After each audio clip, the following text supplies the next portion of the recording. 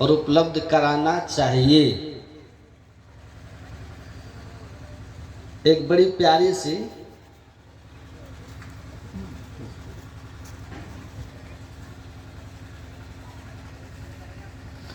विचार ये करना है सत्संग में कि भाई आप तन नहीं हो, तन में आप आए हो परमात्मा की कृपा से मानव शरीर में। आप जीवात्मा हो, ईश्वर अंश जीवाविनाशी हो।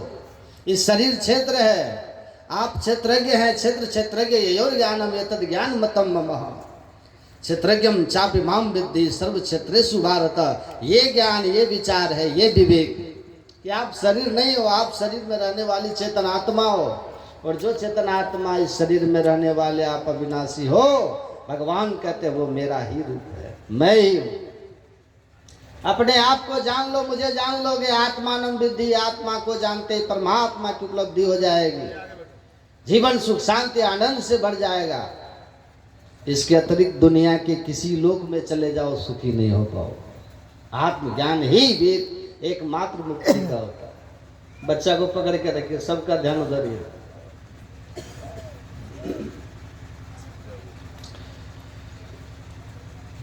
तो भगवान कहते हैं शरीर और शरीर में रहने वाली चेतनात्मा दोनों को पृथक पृथक जो जानता है वो ज्ञानी है। चिंतन इसके लिए होना चाहिए, चिंतन, इसको विचार कहते हैं। ये सत्संग में सुनेंगे ना तब ना विचार आएगा।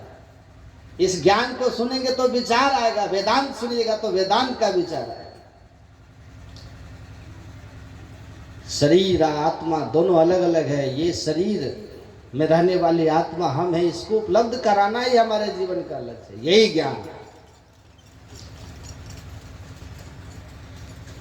तो निर्णय हम लोग को क्या करना है, क्या देखना है, क्या सुनना है, विचार हमको ये करना, चिंतन हमारा ऐसा होना चाहिए। नहीं तो सत्संग नहीं सुनिएगा ना, चिंतन सही नहीं होगा तो अविवेक परम आपदः, अविवेक परम सुखदः। सारा सुख विवेक में। विवेक होगा मोह भ्रम भागा, तब रघुनाथ चरण अनुराग। संसार का मोह भ्रम दूर हो जाए, परमात्मा के चरणों में अनुराग होगा। और जीवन इसीलिए मिला है कि मिलू जगदीश मिलन की बेरिया, चिरंकाल यह देश जरिया। परमात्मा से सत्संग में सद्ज्ञान होगा, सुधार होगा। राम भक्ति जन सुरसरी धारा, सर से ब्रह्म विचार प्रचारा। विधि निषेध में कलिमल हरणी, कर्म कथा रवि नंदनी बदल। कर्म कथा, राम के सगुण लीलाओं का वर्णन करना, ये गंगा की धारा। परमात्मा के निर्गुण निराकार, सर्वव्यापक और सर्वव्यापकता के परे जो स्वरूप है उसका वर्णन करना, ये सरस्वती की धारा है। और जो कर्म नहीं करना चाहिए और जो कर्म करना चाहिए, विधि निषेध कर्मों का वर्णन हो तो ये यमुना की धारा है।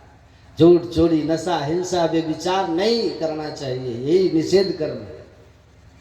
और एक ईश्वर पर अचल विश्वास पूर्ण भरोसा, उसकी प्राप्ति अपने अंदर में होगी। ईश्वर पर, ईश्वर की निष्कपट सेवा, सत्संग, ध्यान, माता पिता की सेवा, ये तमाम जो विधि कर्म है, बड़ों का आदर मान, इन सब बातों का ज्ञान हो तो ये जमुना की धारा है। और तीनों धाराएं बहती है संत मत सत्संग।